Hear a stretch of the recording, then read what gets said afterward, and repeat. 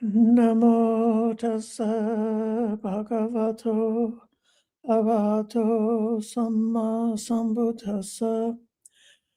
Namo tassa bhagavato arahato samma sambuddhassa. Namo tassa bhagavato arahato samma sambuddhassa. Buddham dhammam sangham namasami. Dear friends, this weekend we were just speaking about the 5 aggregates associated with clinging, which is given in the Satipatthana Sutta as one of the Dhammas to be reflected on, one of the Dhammas to be observed with mindfulness. We were talking earlier in our live session about how when a person is getting into emotional reactions, how a feeling of the ego comes up, and that all 5 of the aggregates sort of bond together to feed into this almost overwhelming sense of a self that needs to be protected. I wanted to find a sutta that gives this same teaching in the context of the self view or the personality view. In Pali, it's called Sakkaya Ditthi. And that's defined in terms of having views about the self in context with each one of the 5 aggregates or all of them together. And so this Parilayaka Sutta is the one that I chose to give that lesson. This is in the Connected Discourses, number 22.81. Parilayaka is, or Palilayaka, 2 alternate spellings. It's a place. It's a village which is near the town of Kosambi in India. At one time, the Buddha was staying near Kosambi in Kosita's monastery. Then the Buddha, robed up in the morning, taking his bowl and robe, entered Kosambi for alms. After the meal, on his return from alms round, he set in his lodgings in order himself. Taking his bowl and robe, without informing his attendants or taking leave of the mendicant Sangha, he set out to go wandering alone with no companion. Well, this is connected to the same very famous story of the quarrelsome monks of Kosambi. They were involved in a dispute because of different opinions about a Vinaya question, and refused to settle their dispute, and rejected the Buddha's advice to them that they should settle their dispute. And it's for this reason that the Buddha left that place. He had been invited to stay the whole Vasa at that monastery, which is a tremendous thing to have the Sammasambuddha with you at your monastery.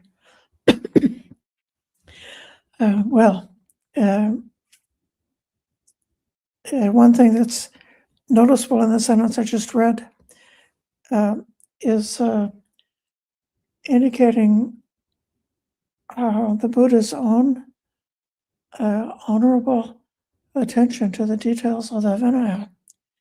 The fact that he set his lodgings in order by himself.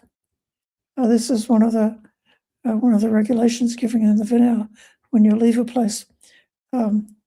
you should make sure that everything is in place and that it's been cleaned and swept and so forth. And to have the Buddha doing that himself instead of just walking away and letting his attendants to take care of it is a wonderful example. And because this teaching is about the danger of clinging to views, I think it's, in a certain way, it's setting it in a certain context, that he leaves a place where the monks have been overwhelmed by their opinions and views, overwhelmed by clinging to views. And so he's getting away from that. And we see, this is given in the sutta. No, it's not explained in the sutta, but it's in the surrounding stories. When he went to the, one of the stories that's given is that he went by himself to meditate in the forest, and he was attended on by a monkey and an elephant. And the elephant was named Palaika, and that's a sort of a Palea. It's kind of a pun with the name of the town. It's said in the associated Jataka story that the monkey gave him some fruit, and then was unfortunately fell and was killed, but was immediately transported to Tusita heaven. And it said that the elephant stayed with him through the entire vasa, serving him, and that in particular he prepared his water to drink. He prepared the water for bathing the feet, and he provided the warm water for washing up. And this really made me laugh out loud when I read that Jataka story, because we know the way that the elephants have their great trunk, and they're able to take up the water and give themselves a bath, or give their friend a bath by spraying the water on them. And so I was sort of visualizing the elephant using his trunk to give water to the Buddha. And in a certain way, there's another story. We talked about this either last week or the week before in the Upakilesa Sutta, that after the Buddha left Kosambi, he visited Anuruddha and the harmonious monks, and gave a special Dhamma teaching to those harmonious monks about meditation. So in this other story, the Jataka story, we could say symbolically that animals like elephants and monkeys would be harmonious, in that even though they possess 5 khandhas, they don't form views or get into quarrels about different theories or rules and regulations and so forth. Not long after the Buddha had left, one of the mendicants went to Venerable Ananda and told him what had happened. Ananda said, "Reverend, when the Buddha leaves like this, it means he wants to stay alone. At this time, no one should follow him." The Buddha, traveling stage by stage, arrived at Parilayaka. There he stayed at the root of a sacred sal tree. Then several mendicants went to Venerable Ananda, exchanged greetings. When the greetings and conversation were over, they sat down. They said, "Reverend, it's been a long time since we heard a Dhamma talk from the Buddha. We wish to hear a Dhamma talk from the Buddha." Then Venerable Ananda, together with those mendicants, went to Parilayaka to see the Buddha. They bowed and sat to one side. And the Buddha educated, encouraged, fired up, and inspired them with a Dhamma talk.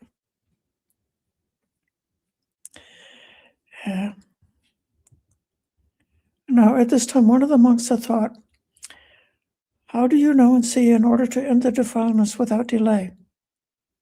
The Buddha, knowing that monk's train of thought, said, "Monks, I've taught you the Dhamma analytically.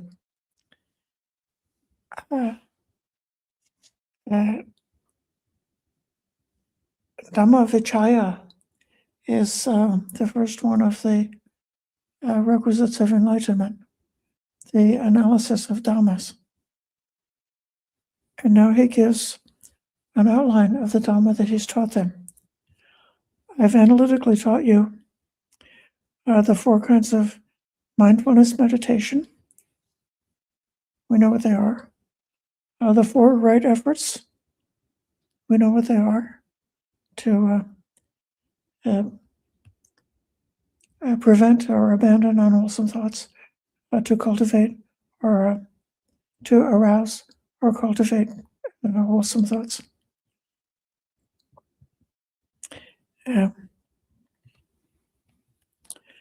The 4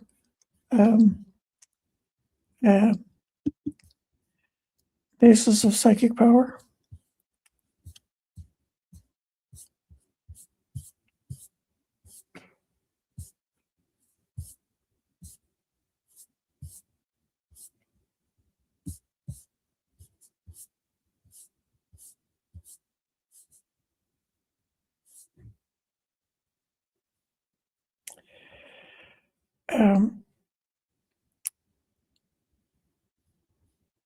A nicer translation I like. The 4 bases of psychic power and the are given as Chanda, Virya, Chitta, and Vimamsa. This is a very good teaching. We should get into it sometime and get well established in how to be aware and balance these 4 different ways of moving forward on the path. So Chanda is the desire to develop on the path. That's your, like the willpower. Virya, that's the effort or the strength. Chitta means mind, and that's referring to mindful contemplation and meditation. So both sati and samadhi are covered in the term of chitta. And then investigation, which is vimamsa. So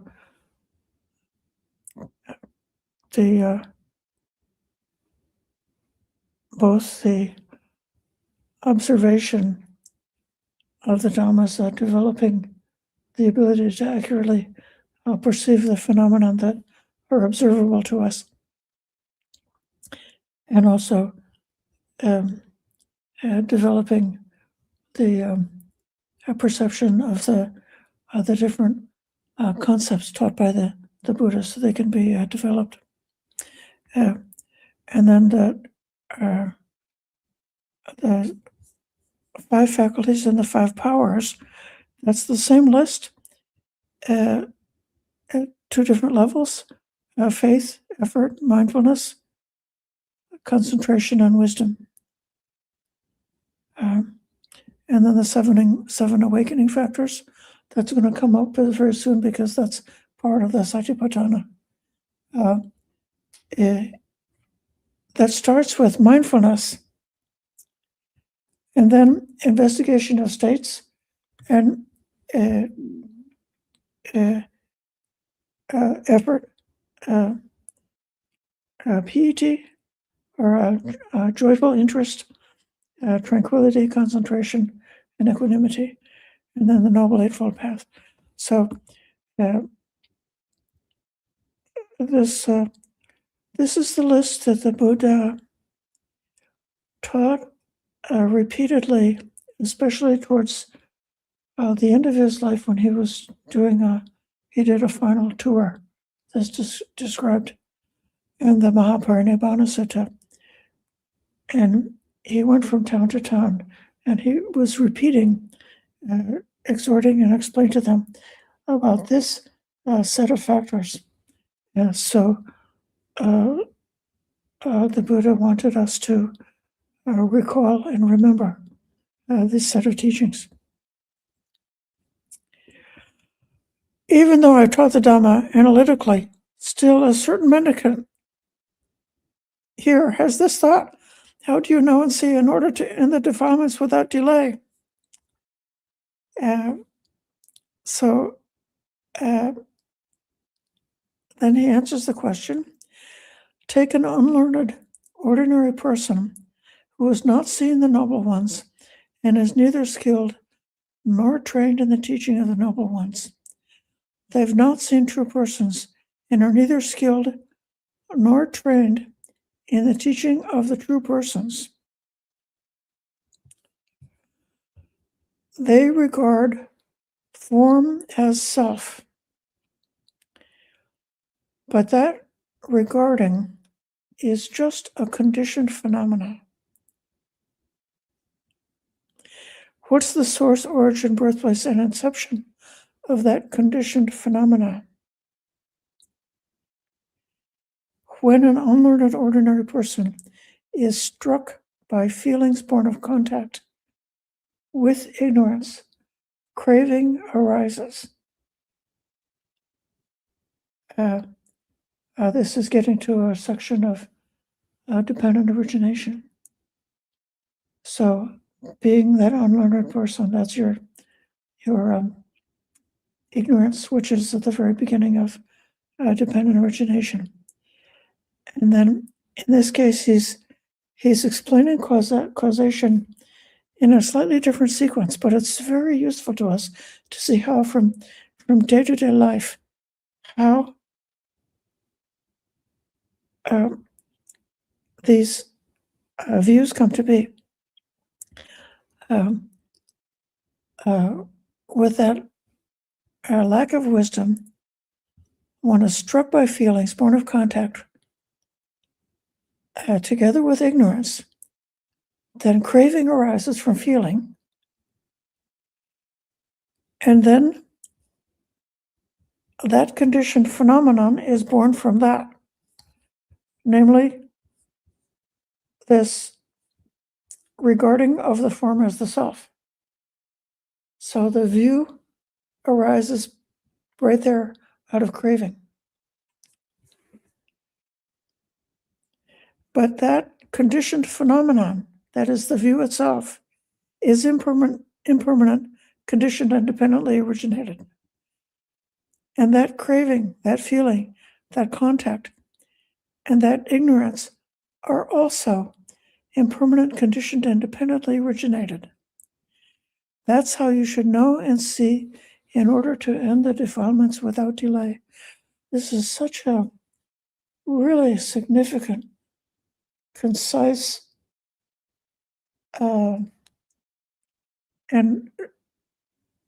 direct, very easy to understand way to get the natural wisdom of not clinging to anything, not reifying anything as a self or an essence, including your own opinions and views or the concepts that have arisen in your mind, the thoughts that have arisen, as well as all of the underlying factors behind that have caused that to arise. That it's all can be simply seen as ever-flowing stream of ever-changing, constantly changing phenomena that arise and disappear. It occurred to me that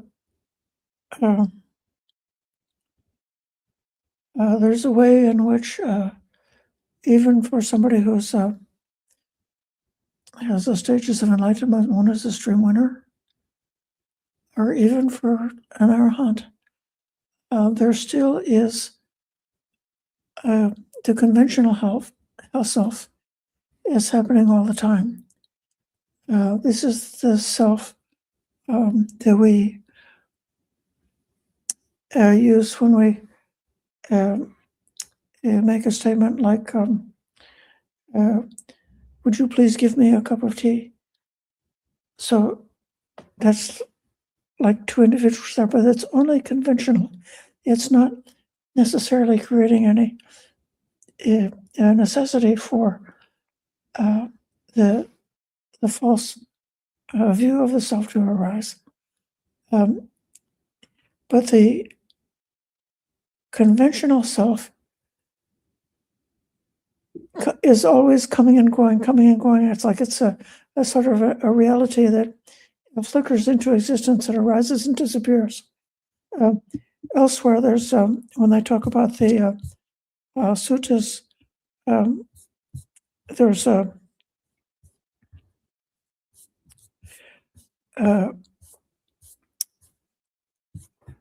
sutta about the lump of foam, and if the Ganges River is carrying along a big lump of foam, a person sees it and examines it with wise attention. They see that it's vacuous, hollow, insubstantial, because it's just a lump of foam.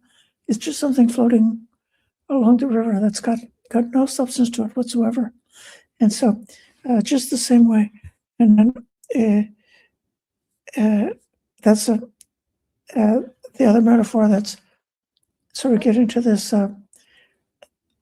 sense I have, the perception, how we can cultivate this perception and experience our day-to-day arising with all of this selfing in terms of how the conventional self arises in order to do the stuff we've got to do to fulfill our duties and responsibilities. If it's autumn and the rain is falling heavily, and as it splashes, it makes a bubble in the water that forms, and then it pops and disappears right away. So that's how the conventional self is. You may think that you've got a certain status in society, you have a certain title related to your job, you have another title related to your academic degree, you have another title related to your role in the position in the family, and you may think that those things are permanent for life, but actually they're very insubstantial, very subject to continuously changing. So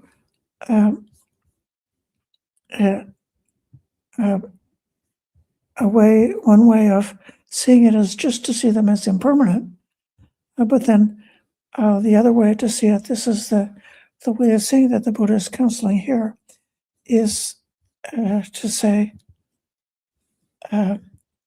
when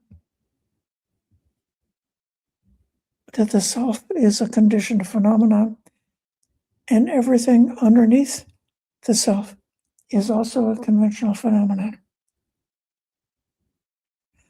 And that in particular, the feeling or whatever the cause is that makes some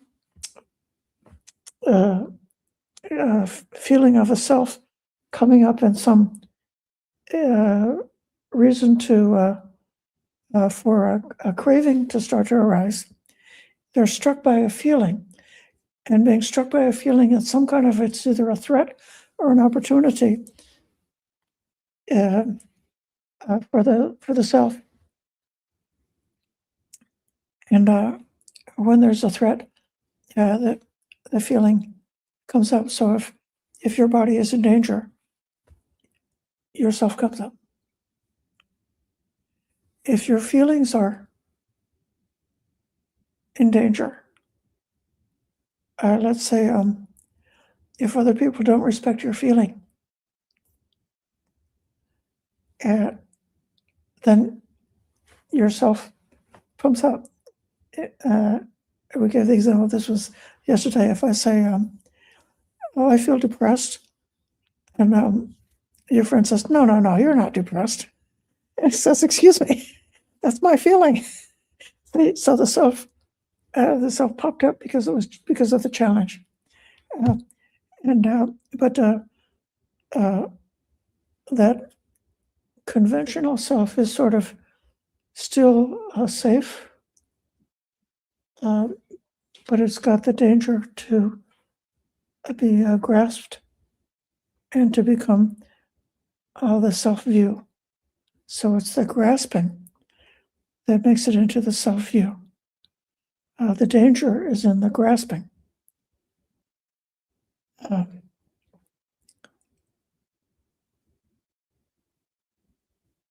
As long as it might be that when the conventional idea of the self is constantly on our mind, like if I'm continuously thinking, I'm a bhikkhuni and I have a master's degree and I have 2 students, then as long as I have those thoughts, even though like at the conventional level, those are true, but as long as I'm like constantly thinking about it, I'm having this danger of creating an opportunity for the grasping for the self-view to arise. But when we are further developed along our path of training, it could be that those thoughts don't even come up.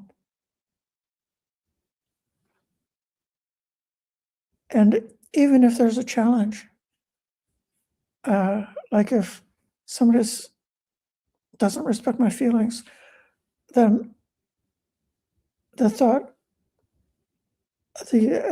about, no, those are my feelings, that thought doesn't come up.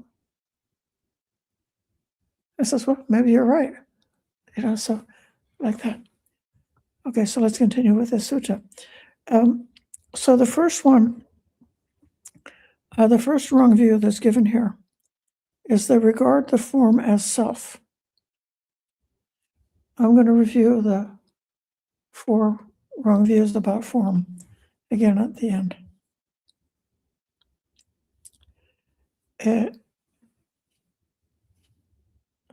So perhaps they don't regard the form as self, but they still regard self as possessing form. But that regarding is just a conditioned phenomenon. And then he goes through the whole lesson again. Perhaps they don't regard the form as self, and they don't think of self as possessing form, but they still regard the form in the self. But that's still a conditioned phenomenon, impermanent conditioned. And it's still something that is conditioned because there was a contact and there was ignorance, there was contact, there was a feeling, and there was craving. And so it's out of craving. All of these wrong views, according to this lesson, are arising from craving. And then the last one, they don't regard the form as self, or the self as possessing the form, or the form as in the self, but they still regard self in form. And that's just a conditioned phenomenon. I've got a note here.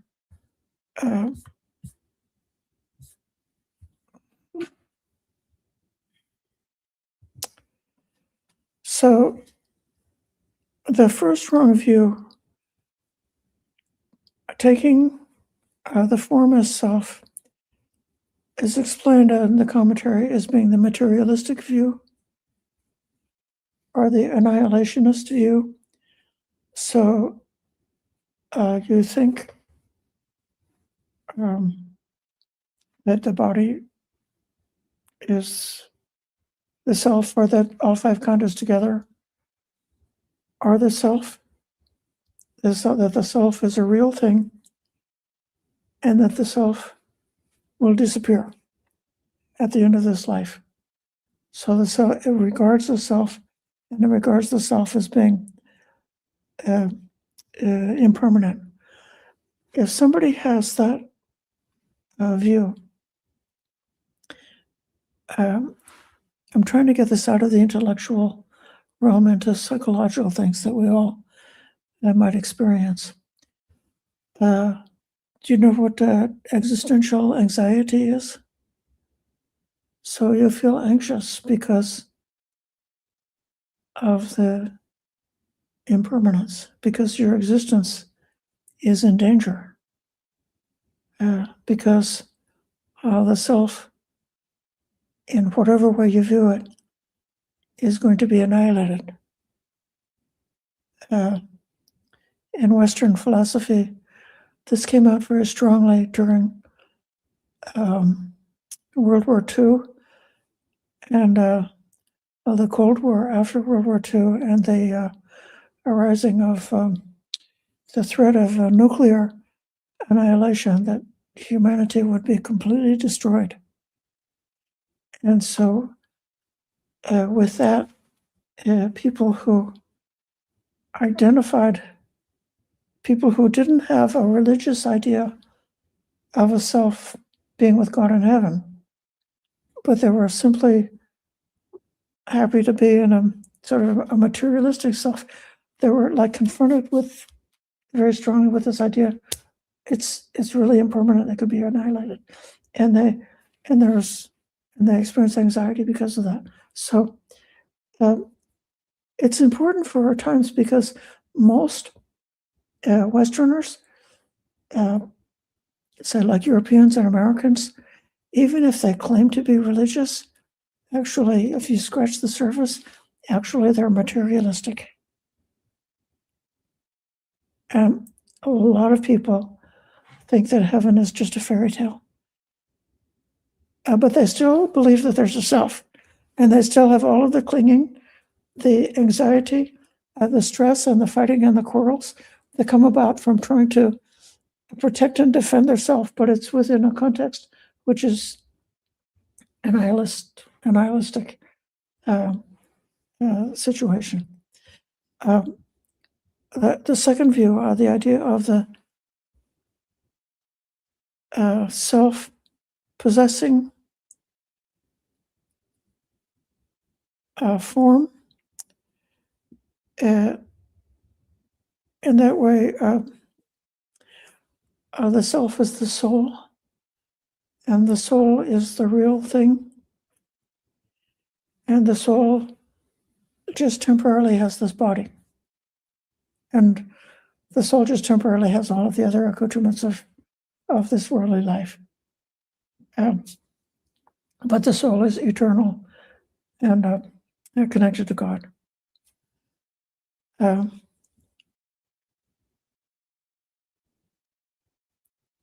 The next one, the view that the form is in the self. That's the idea that it's not that you have your little individual soul, which is eternal inside of you, but that there is a universal soul, which is the Brahmanical Atman. So there's one all-encompassing global cosmic soul, and we're all part of that. And then the last one, the idea that the form, the self is in the form, is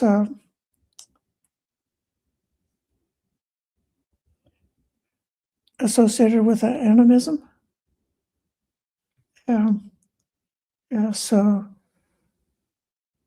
if you think that each person and also things have a soul, so like the mountain, like there's the mountain is like a person, and the fire is like a person, and all of the things in the world have become sacred because they all have souls. So you identify like many, many, many different gods, which is like the essential soul spirit of all these divine essential forms of the basic aspects of nature. So that's one way of understanding it, and it's really useful to think of how these ideas arise from feeling and craving, because these beliefs feel really good. God says, wouldn't it be lovely if I had a little soul inside of me and it was like this perfect crystal, like a diamond, that was never able to be harmed, and it's always pure, and it's not able to be touched by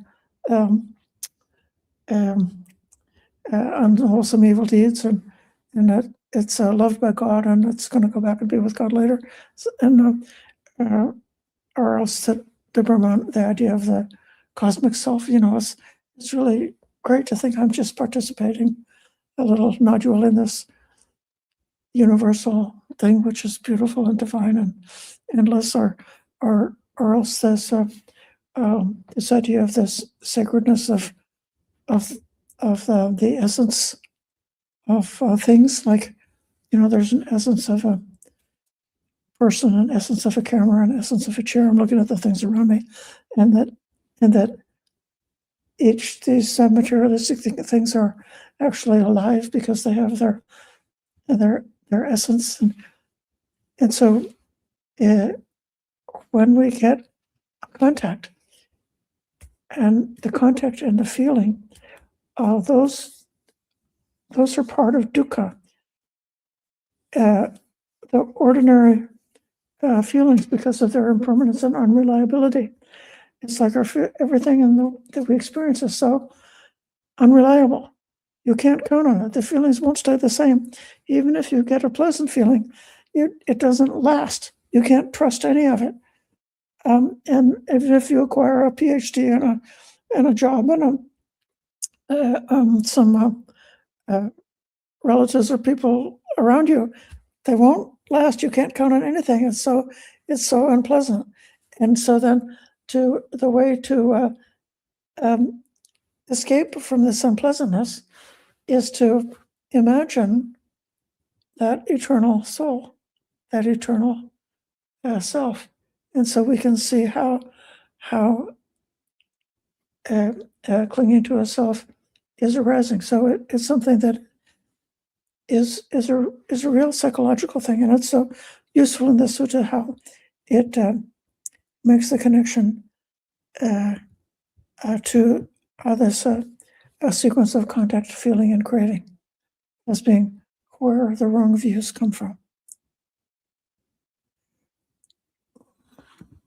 And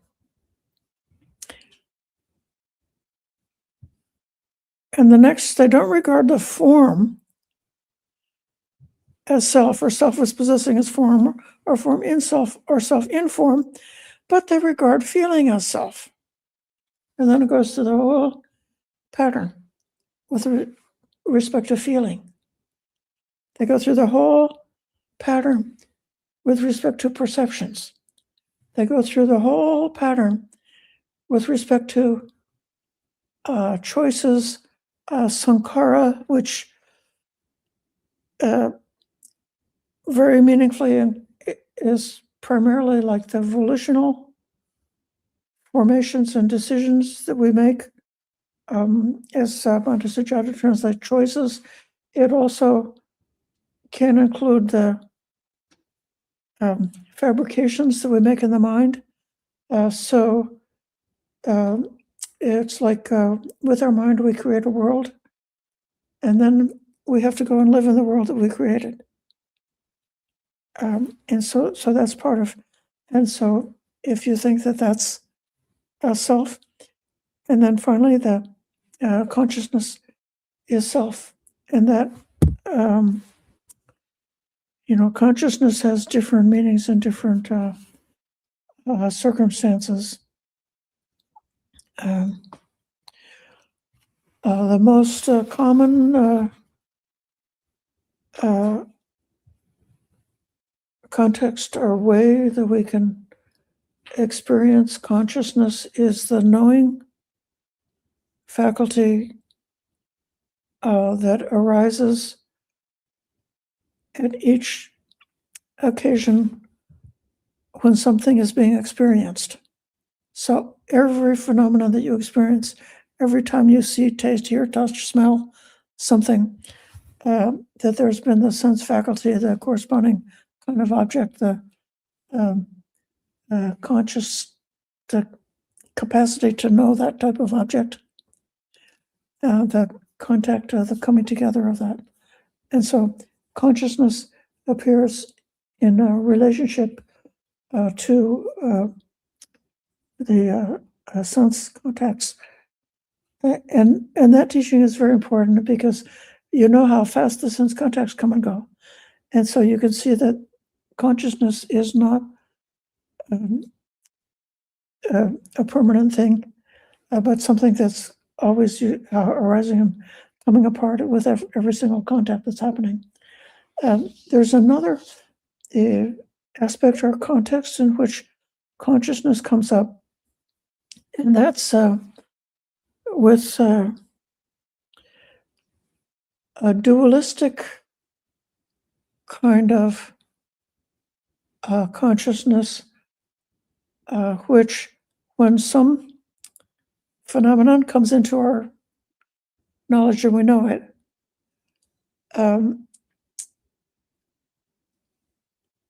there is an experience that there's a subject and an object. That consciousness has that capacity to create subjects and objects. Independent origination, it said that depending on ignorance arises formations. That's everything, in that case, everything that was happened because of causes and conditions that went beforehand. And then out of that arises the consciousness.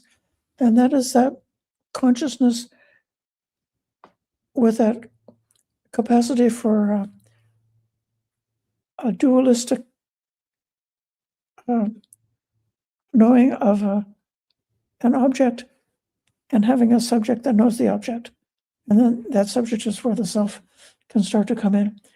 And then that dualism, independent origination consciousness leads to nama rupa, sometimes translated as mentality and materiality. But the nama rupa is explained independent arising as the arising of an individual person or an individual sentient being who is coming to be born. And so when you have an individual who's been born, it's like that individual is like separated from everything outside. So when you have an individual, you have the inside and the outside. And so consciousness has this potential to create that dualistic way of thinking. And also consciousness has a tendency to experience a continuity. So even though, like the sankharas are creating those formations, those mental formations, as like your idea, your understanding of the world that you're in and yourself within that world. And what is it that makes the movie seem like a continuous story? So it's said to be a feature or a quality of consciousness that it can support that continuity. And it's for this reason that consciousness is actually, it's part of dukkha. Consciousness is not part of nibbana. Consciousness is part of dukkha. So that knowing faculty, which is dualistic, and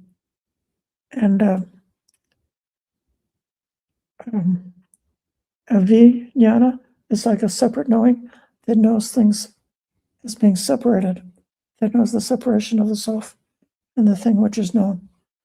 And so then you can see that knowing in itself, the very knowing, is subject to the creation of self-views, or thinking that, like what you say, I think, therefore I am. That because of consciousness, it's like maybe everybody knows your body is not yourself. You know that your body's going to get old and die, and you don't think it's yourself, so you're not disturbed about that. But a lot of people think that their consciousness is themselves. And that's why the consciousness is the last on this list of the 5 aggregates.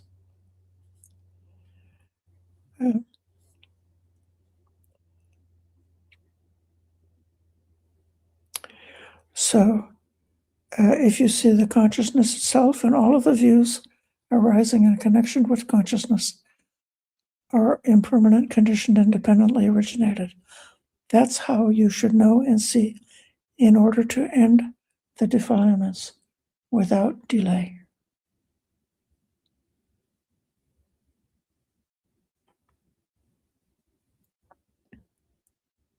So knowing and seeing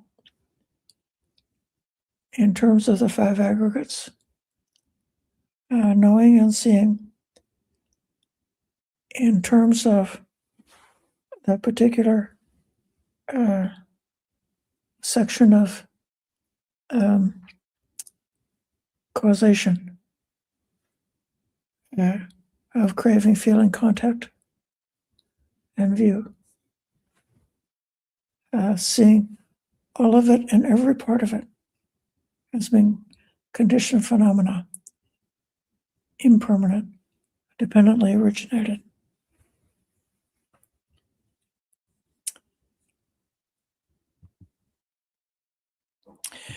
Then we come to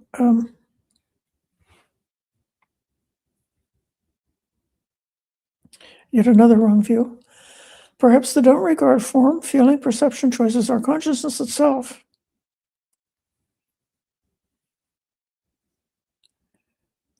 But still, they have a view like this. The self and the cosmos are one and the same. After death, I will be that, permanent, everlasting, eternal, and imperishable. But that eternalist view is just a conditioned phenomena. And the source of that is ignorance touched by contact with a feeling.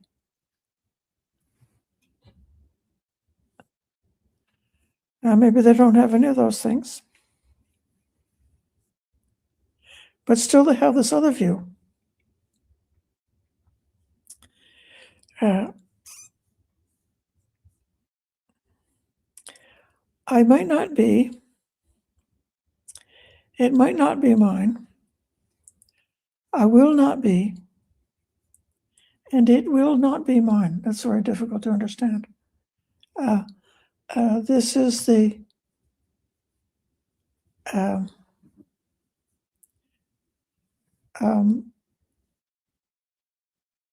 materialistic view that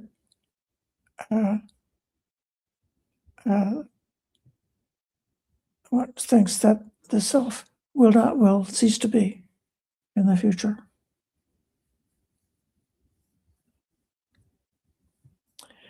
And then somebody doesn't have any of those views, but still they have doubts and uncertainties. They're undecided about the true teachings. That doubt and uncertainty, the indecision about the true teachings, is just a conditioned phenomenon. And where does that come from? Exactly the same place as the others. An ignorant person struck by feelings born of contact with ignorance, craving arises.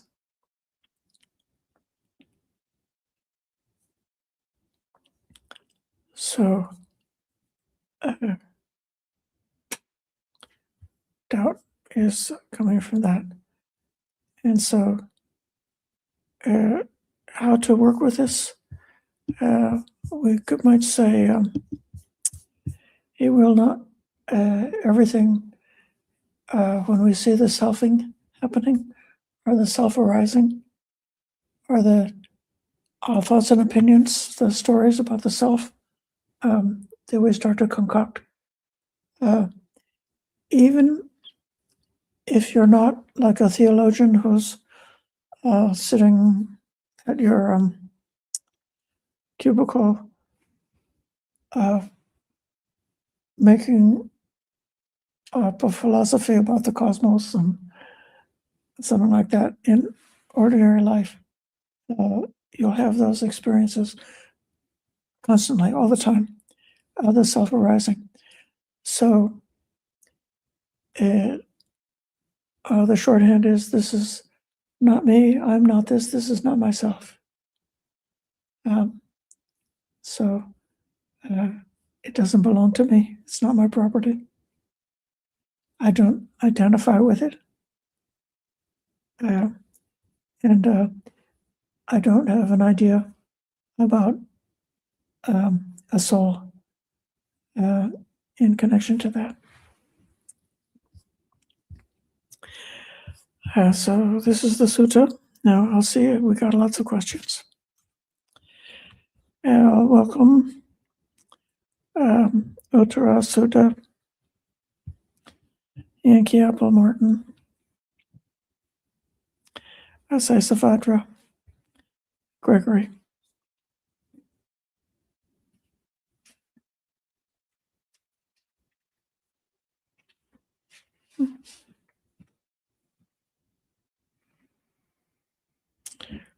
The text is scrolling, but my face is not moving. Okay. I'm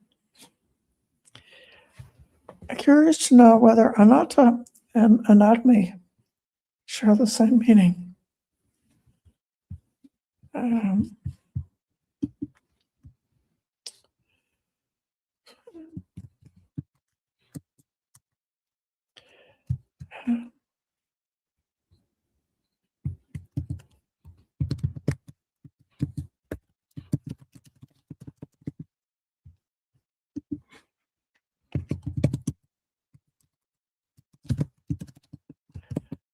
I don't know about, the common meaning of anatomy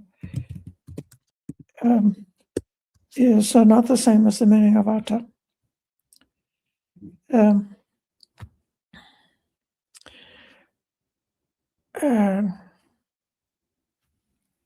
It comes from Greek. Ana means up or apart, and temnin means to cut. So anatomy means cutting something apart. I don't think so. In this case, atta. So instead of the root ana and tema, the root is atta. And then when you make it not atta, it's atta. But Pali puts a sandhi in, they put the N in to make it understandable. So you could say ahata with a long A, but to make it understandable, they make it anatta. So it's atta becomes anatta. So it's a different root, different meaning. Anatta means not a self. Anatomy means to cut it up.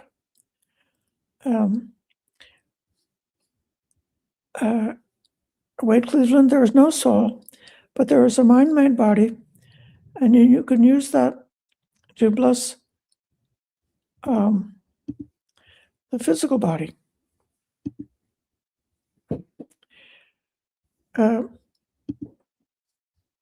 So my understanding about mind-made body is that all of the things in the world, including one's personal body, as well as external things, that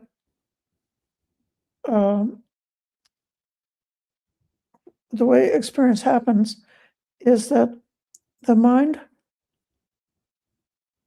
fabricates an image, which we guess is corresponding to the actual thing that's happening to us, and then we don't experience the thing that's happening to us. We experience the image in the mind. In deep meditation, you can definitely sometimes experience that the mental image of the body is one thing, and the actual body is something else. And that the two things are that it's two separate things, that the actual body and the mind-made body are actually two separate things. And it's kind of a fascinating, blissful experience that can happen in meditation. And sometimes when people have what they call out-of-body experiences, it's also something that's related to the mind-made body. So that while you're on the table being operated on in surgery, your mind can leave and go to the top of the ceiling and look down on the room and see your body from above, different things like that.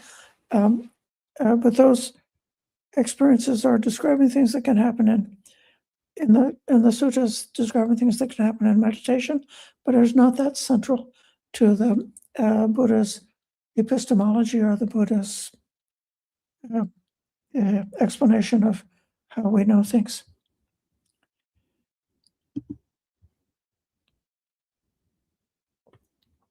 The definition of consciousness is clarity or unobstructedness and functions to cognize.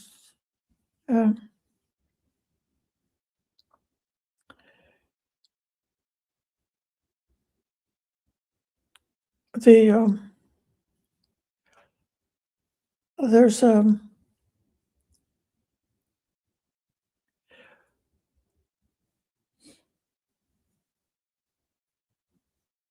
many different words for clarity. I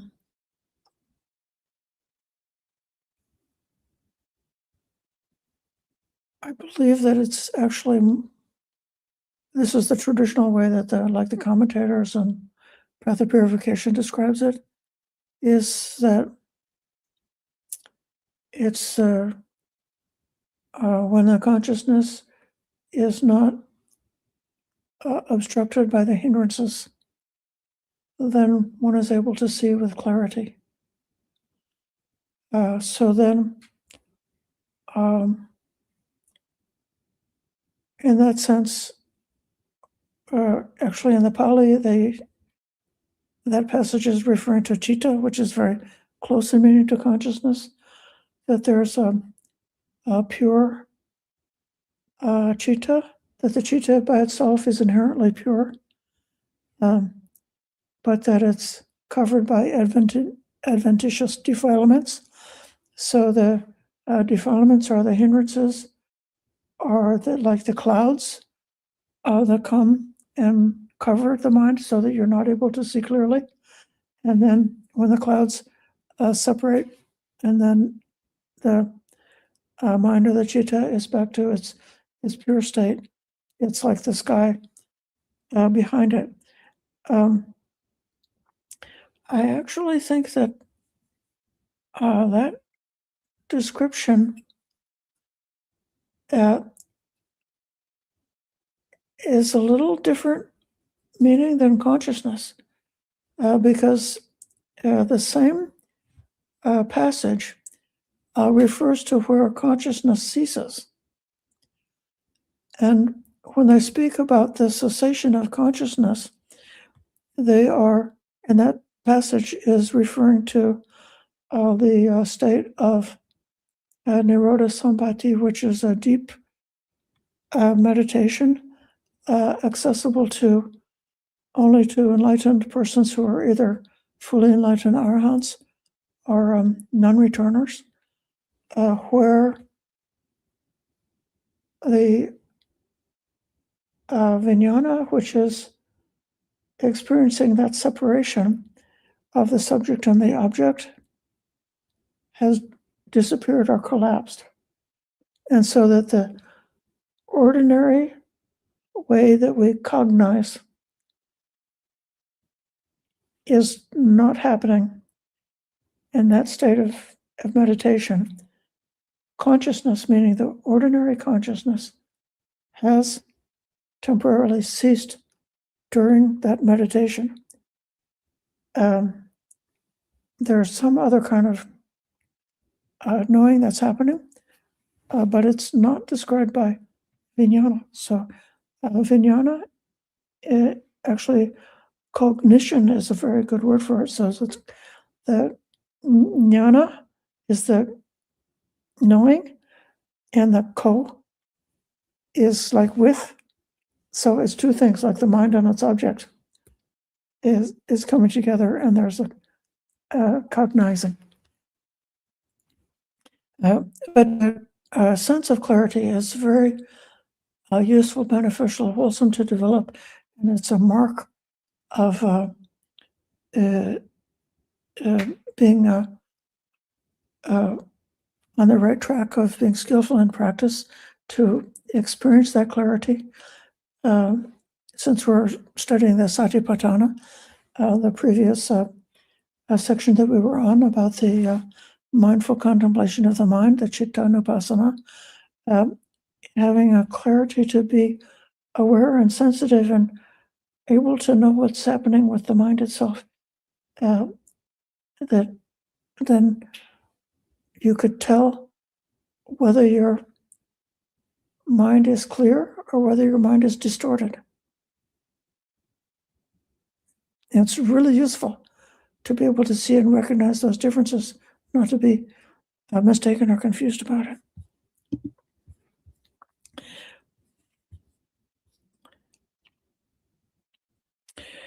Ryan asks, Duraya, if we are in accord with dependent origination and samsara by logic, we must agree we will take future rebirth, correct? If correct by the same logic.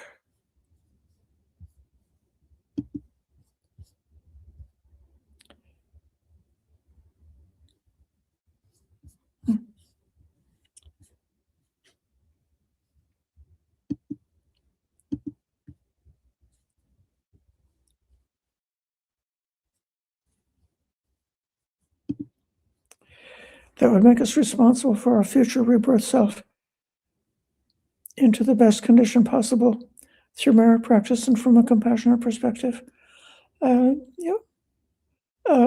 So if we're in accord with dependent origination, we also understand both the arising, which is leading to rebirth, and the cessation. So with the cessation of ignorance, the final cessation of ignorance, the whole house of cards of dependent arising conditioned by ignorance collapses, and then at that point we are not headed for rebirth. But as long as ignorance is still a factor, then we would be on the way to rebirth, and in that case it's to our benefit to do skillful, wholesome, and kind things, and not to do any harm to ourselves or to another, and to be absolutely draw back from doing anything that would be harmful to ourselves or another. It's also true that we can intentionally do actions leading to wisdom, which are moving us in the direction of the final collapse of ignorance, and moving us in the direction of not being caught on the round of samsara.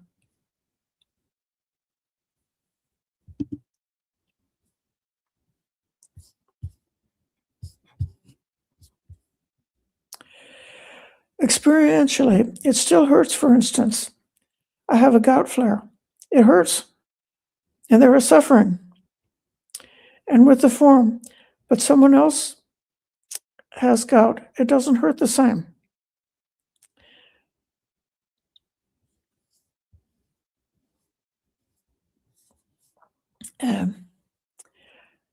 Yes.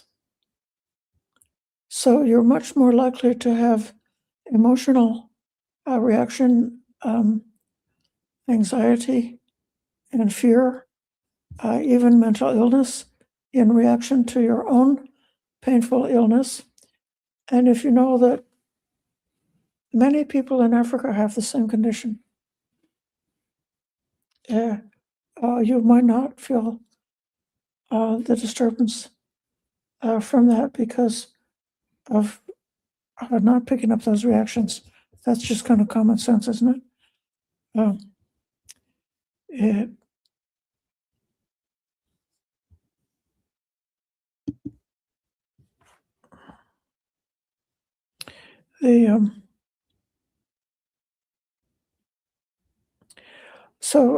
But to make us, you should make a distinction between a painful feeling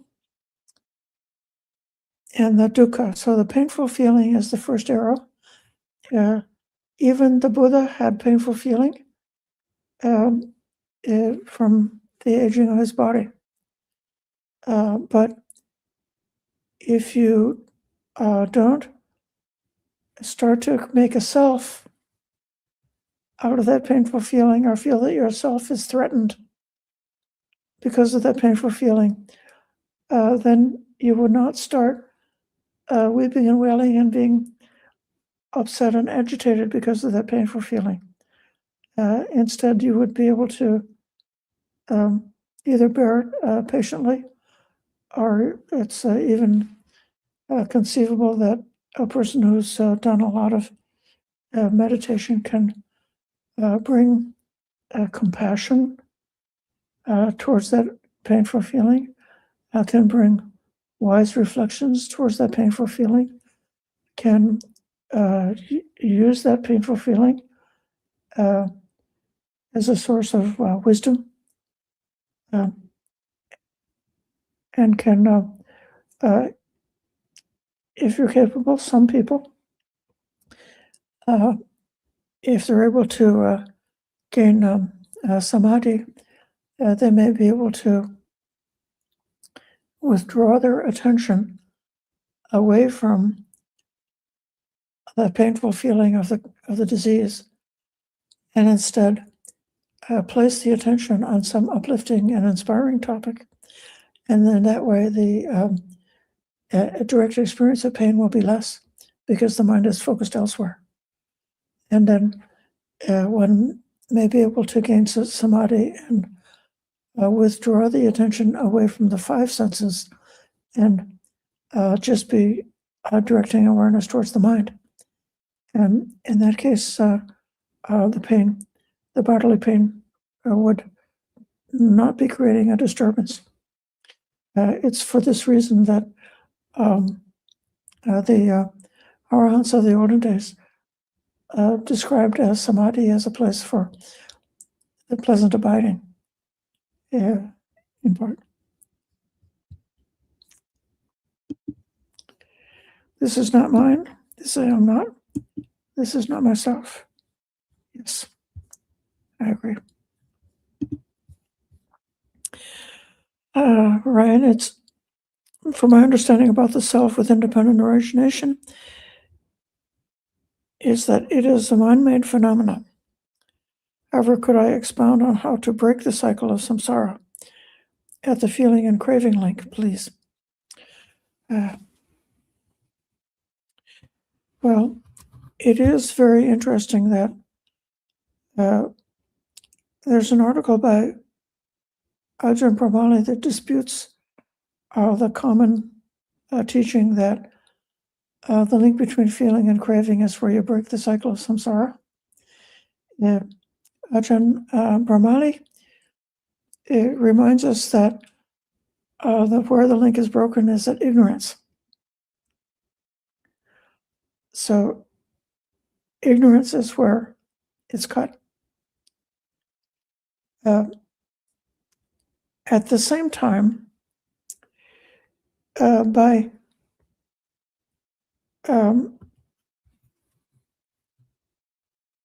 as is described in this sutta, when ignorance is present,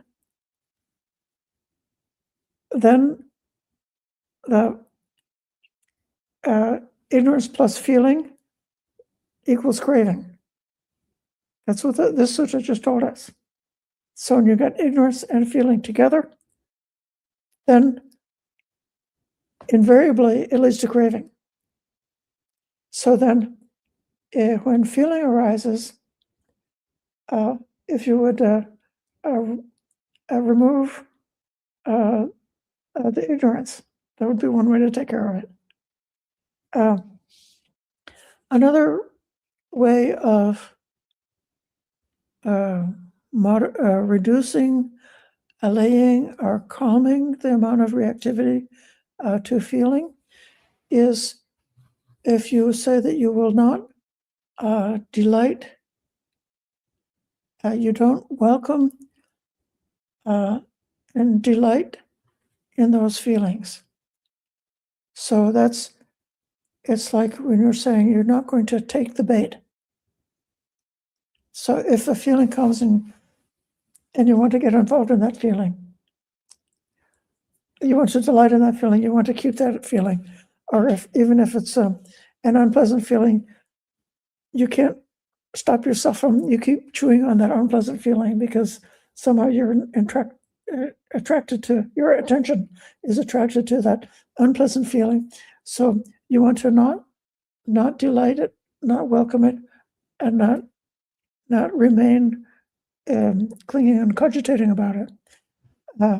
And that technique, in addition to not me, not mine, not myself,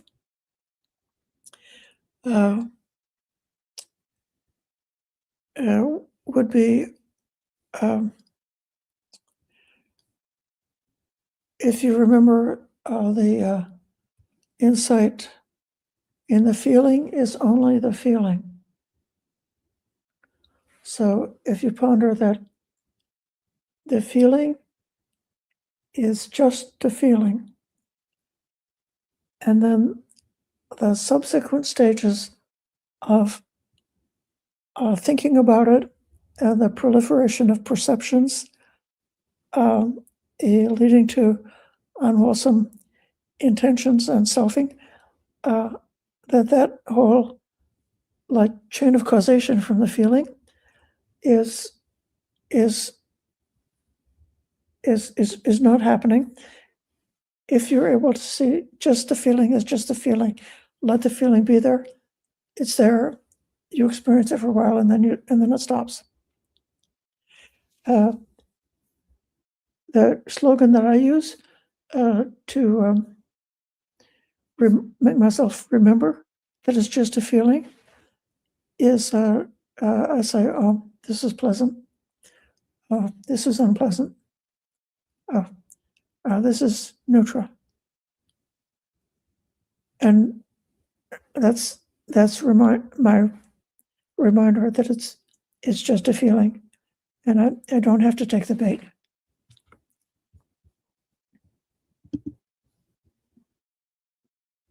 Oh, okay. I'm not sure.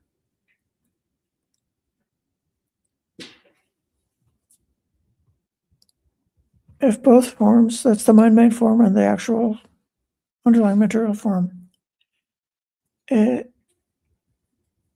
both forms are not self, there's a clear distinction between forms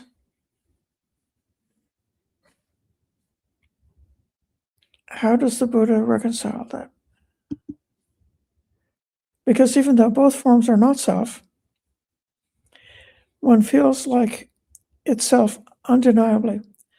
For instance, if the Buddha has back pain, he felt it at the end of his life. Not sure he felt it if Ananda had back pain. Yes, I do think that previous question did get cut off. So the Buddha does explain conventional self, which is used for convenience in communicating.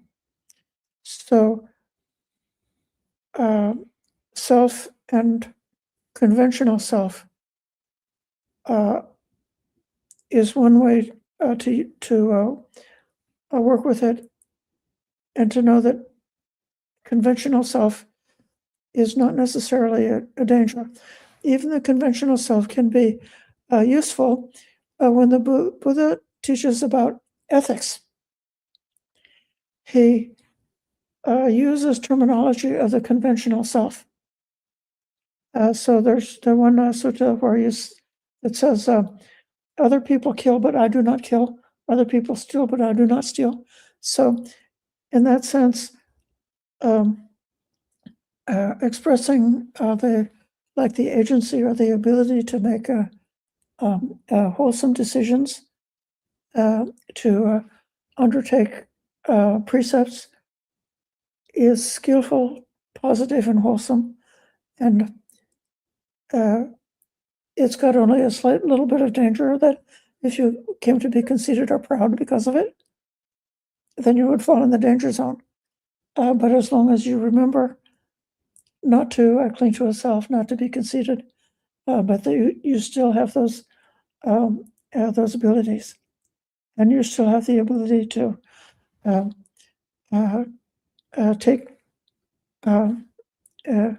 take care of yourself in the ordinary way. And the Buddha recommends, taking care of the sustaining the body, for the health of sustaining the health of the body, for the purpose of enabling this spiritual practice. Okay, so I think that's all the questions. Thank you very much for your participation this time.